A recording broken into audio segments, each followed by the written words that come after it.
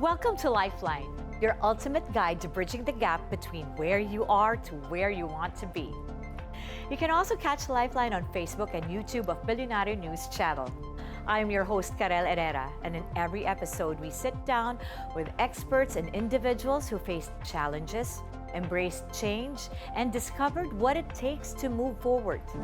Together, we listen to stories that can help you unlock your fullest potential, whether it is in your career, relationships, health, or personal growth. Join us as we discover how you can create the life you have always dreamed of. Let us all find out right here on Lifeline.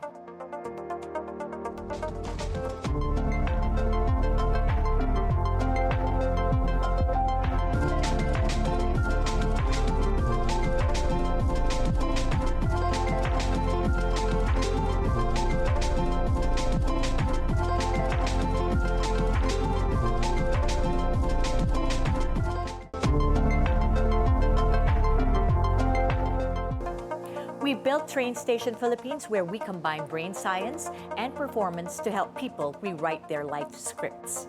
Tonight, the man behind the titles, 1989 FAMAS Best Child Actor for the movie Rosenda, 1987-1988 Metro Manila Film Festival Best Child Performer for Agila ng Maynila, Chief Strategist of Train Station Philippines, Gallup Certified Coach, and of course, my husband and father to our 2 children. Ladies and gentlemen, RR Herrera. Hello. Hello, hello! How weird na to! This is so weird, but hello. Meron pa ako mas mahaba dapat sasabihin, pero parang I want to go straight to the point of, interviewing you tonight for Father's Day. Okay. Okay, so now, ang daming nagtatanong tungkol sa ano nangyari kay RR Herrera, bakit siya nag-quit ng showbiz at nasaan na siya ngayon. Maybe you could give us a little bit of that. Alam ko na yung sagot doon, guys, pero Kaya nga weird to para but, sa mga audience siguro natin. why I quit showbiz, it's not really a choice. I still wanted to be in showbiz at that time, and then, of course, nahihirapan na ako. It was, I was in high school, and of course, Ateneo to. So, before, grade school, kaya pa kahit puyat, kahit hindi mag-aral, mataas pa rin ang grades, nag-honors pa din. And then, when I got to high school, parang yung grades ko hindi na masyadong maganda. So, and tama-tama, it was the awkward stage also. And then, my parents were like, si mama at si papa, parang, it's not a choice. It's not even a choice. We discussed this, na you have to prioritize your studies. So, I had to quit. Kumbaga, pinagbigyan ka nila. Yeah. Nung bata ka na gusto mo mag-artista. Pero, bakit daw mag-aral rather than showbiz? Meron ka ng meron ka ng safety, kumikita ka na. Yeah. Ang laki ng kinikita mo nun. Alam ko yun. Yeah, pero, nasa na yun. Right? But yun they understood that it's not something that's permanent. At least there's a fallback, no? Na para if things don't work, if things don't continue showbiz-wise, at least I can get a job, I can put up my own company, which I did after college, no? After college, I tried to go back into showbiz, tried commercials again, did VTRs for a year, wala ako nakuha, and then the next year naman, dire-diretso. Biglang ang dami ko naman na-book na commercials. And then, guestings, may mga series naman ako nagawa. And then, parang hindi na rin nagpatuloy. Yung natutunan mo resource sa pagiging child star, and looking at your kids now, you have 2 kids. You have talaga, we have 2 kids. What are the things that, yung parang resource na, sana meron sila nito, sana meron ganito, to help them out?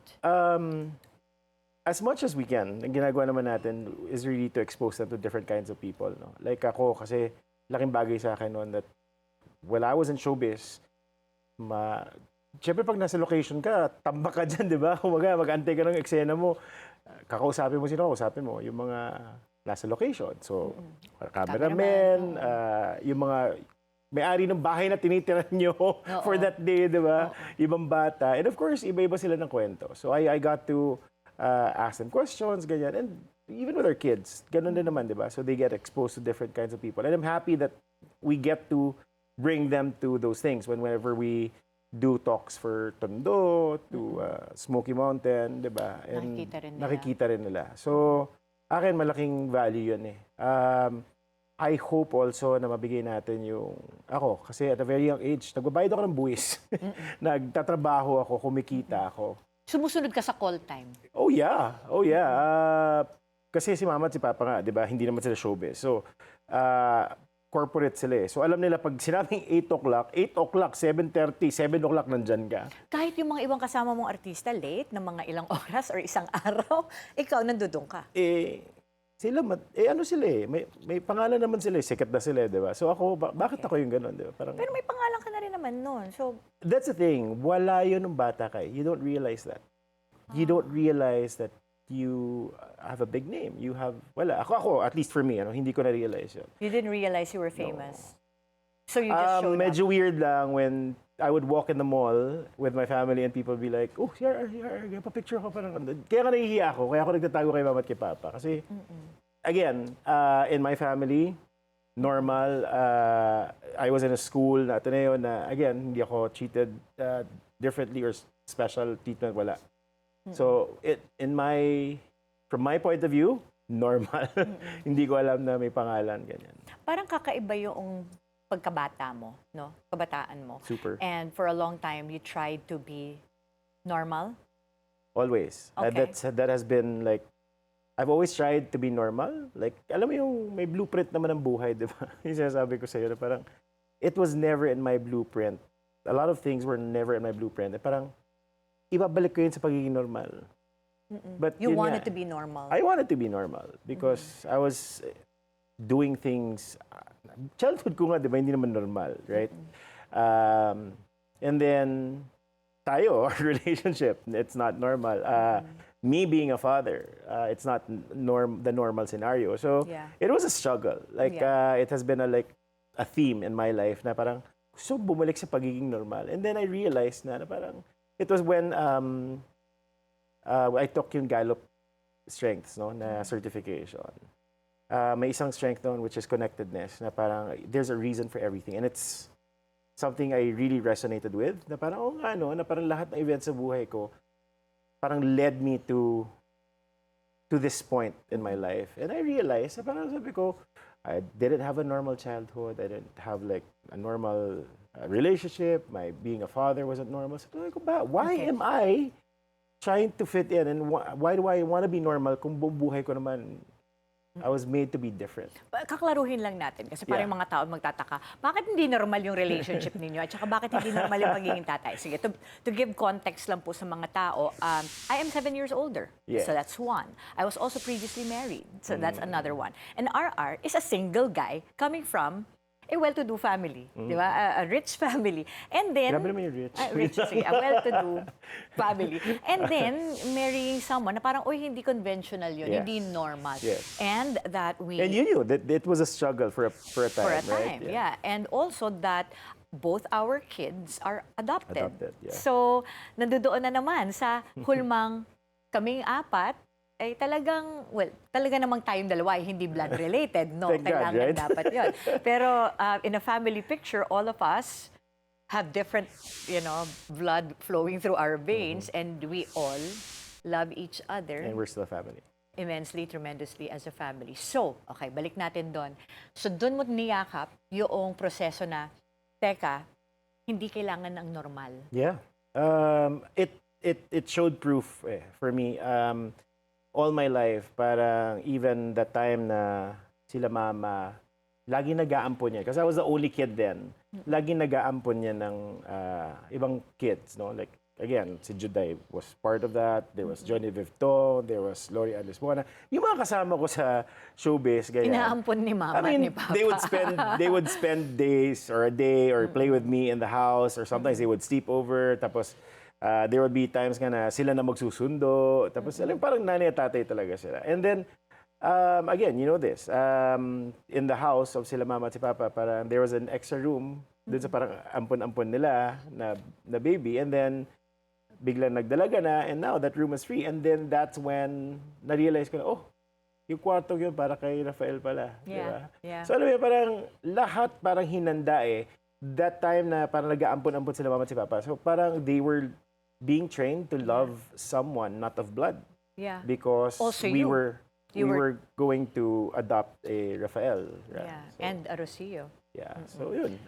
Yun, ganda lang ng story na parang I feel like I was being led to the kind of life that I have right now.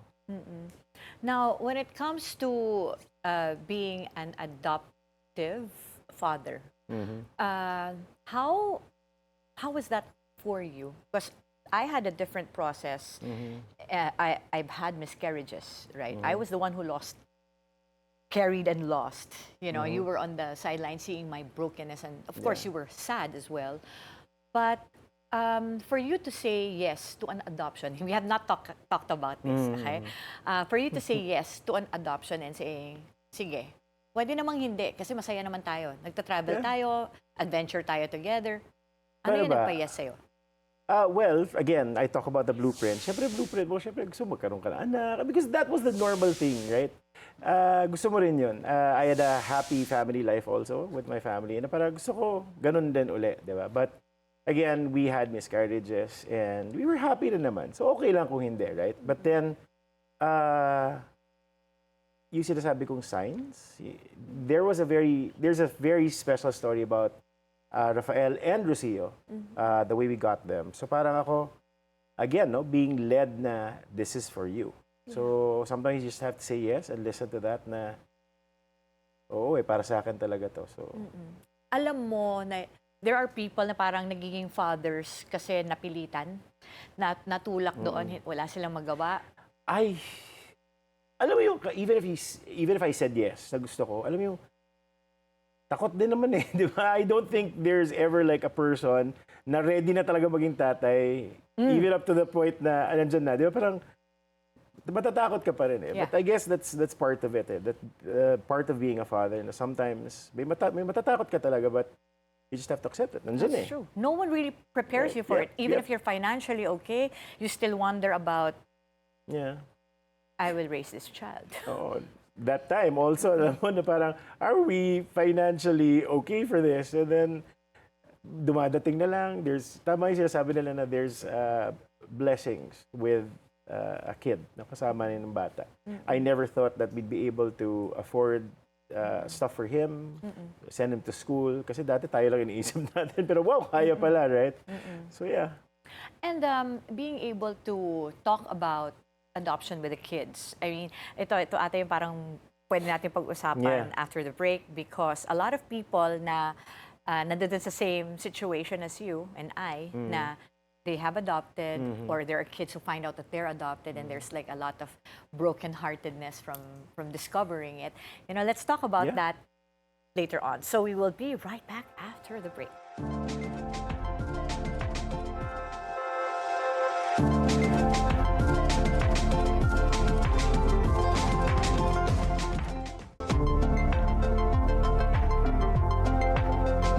Welcome back to Lifeline. Now, I'm going to show you a survey that I've done.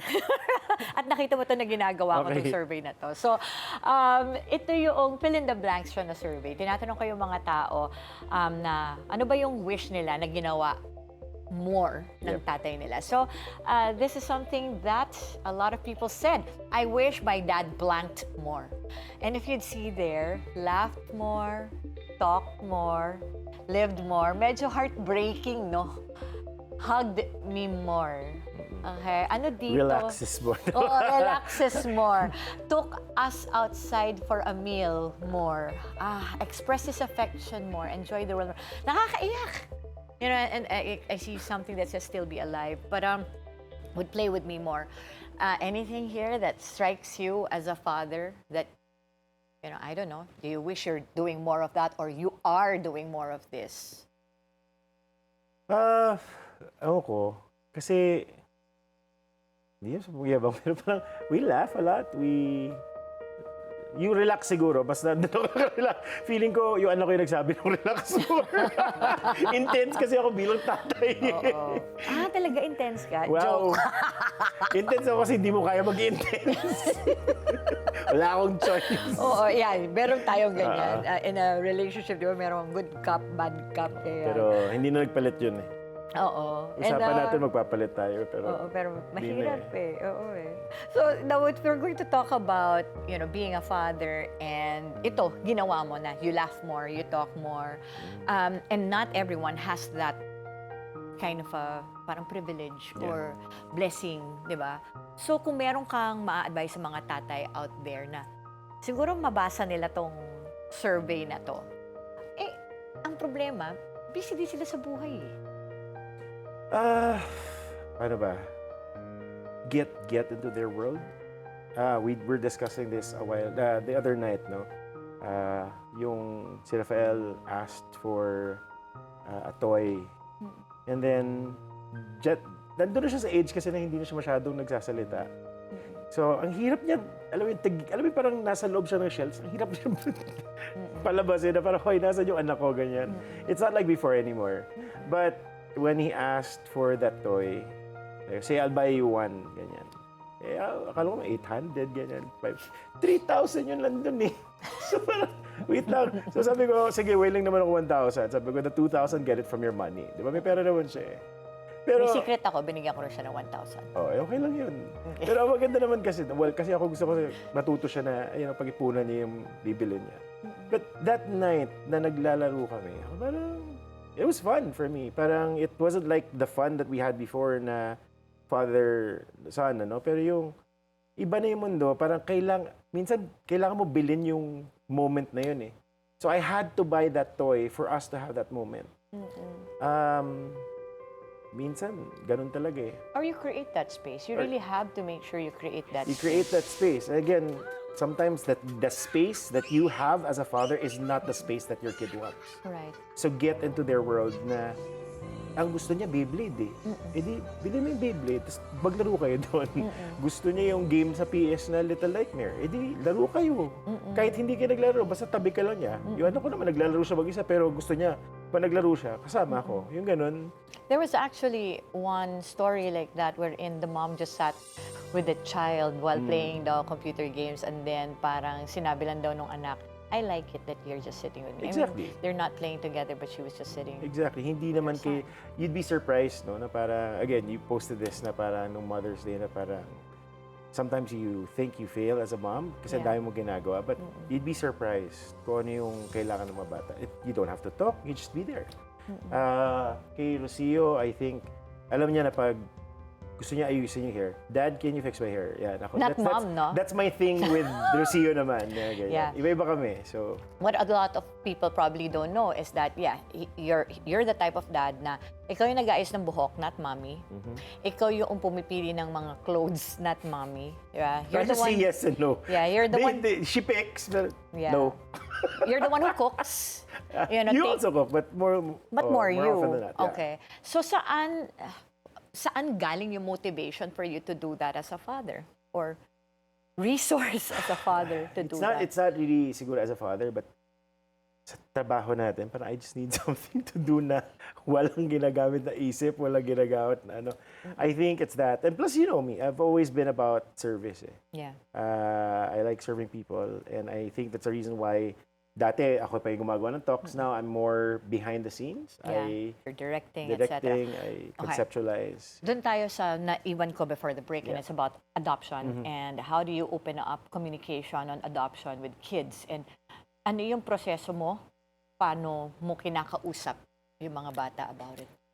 Ang weird ng term na open up adoption eh. Kasi open up, ibig sabihin nakasara siya, di ba? Parang that's the thing. With us, we did not have to open up eh. It was just a thing. It was normal. You're adopted. You get? So parang there was nothing to open. And I think yun yung maganda sa kanila because walang kailangang transition. Kasi ever since, it's been like that. And it's a normal thing. Ang naging problem lang natin, because with us, with our circle, it's a normal thing. But when they step outside, like when they get exposed to other kids, and sa school, sa playground, and hindi normal yun. Yeah. Then they start to say na parang, wait, sa amin normal yung adoption. Bakit nagre-react yung ibang tao? At saka gine-joke ng mga tao yung ampon. Yeah. Parang, bakit siya joke? Masakit yun. Nung narinig ko na parang nagjo-joke yung mga bata, you're adopted. Yeah, you're adopted. Tapos, you were not there kasi lumabas ka sandali from the party of Rocio and the kids started doing that. Talagang yung luha ko nangingilid nun. And then, parang sabi ko, gusto ko sumugod. Gusto ko manlaban. But, yeah, parang when you talk to me and said na, parang the kids are okay. We talk to the kids and they're good about it because no one's lying to and them. they'll learn something from that to take it. You know, being adopted is just one thing that they will be called. When they grow up, ang daming pwedeng itawag sa kanila. They'll be called many other things. They'll be called many other things. And if they have that resource na, pinukso nga ako, kaya ko naman. What are the other things that they can take? Diba? So, ayan mo. Wow, that's beautiful. Let them be. That's beautiful. Yeah, I remember one story when a couple went into the house and the woman was pregnant. No. And then, what did our son say? Sabi nila pa yun, oh, so when will the baby be adopted? So, ganun ka-normal yung adoption. Kasi akala nila it's part of the process. Na lahat ng manganganak ay i-adopt. Now, what is the difference between, you think, an adoptive father and a biological father na, you know, biologically mine, I raise it, and then an adoptive father who's raising their kids? I wouldn't know. I wouldn't know. But the way I would be as a father if I had like a biological son, pareho din eh. I told you this. Parang, nung sabi mo na, he's adopted, baka isipin niya ganito. Sabi ko, and I don't care because whether he's adopted or not, that's the way I will bring up my son. Diba? So sabi ko, for me, it doesn't make a difference. Yeah. We love them completely. Yep. And I think that's the thing about being a father. An adoptive father is all about love. And ayun, walang pagkakaiba po talaga. I actually asked my mom about that, right? And my dad, I said, ano difference ng adopted at hindi?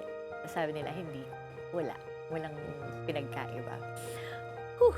So, ang dami mong trophy, ang dami mong awards, pero I feel like, you know, one of the best things is, na gusto kitang bigyan ng award, is really best father.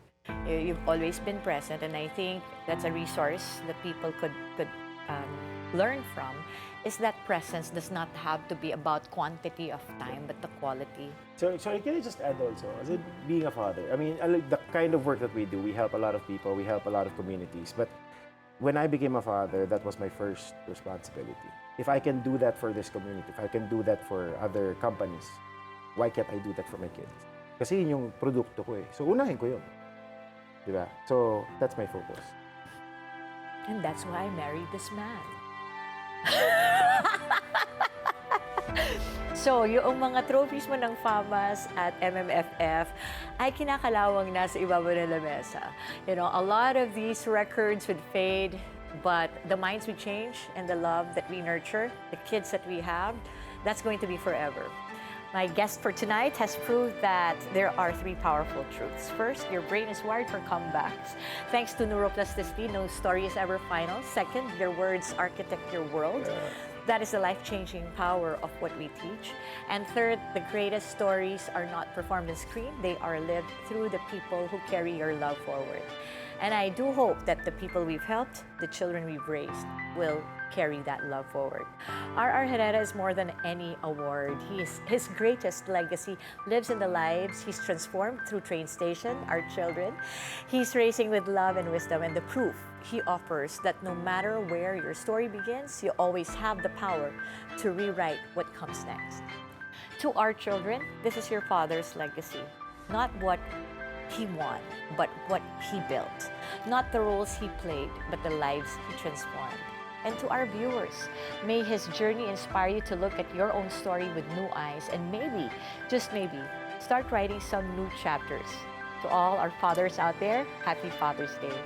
Thank you very much for tuning in, and we'll see you next time. I am Carelle Herrera, and this is Lifeline.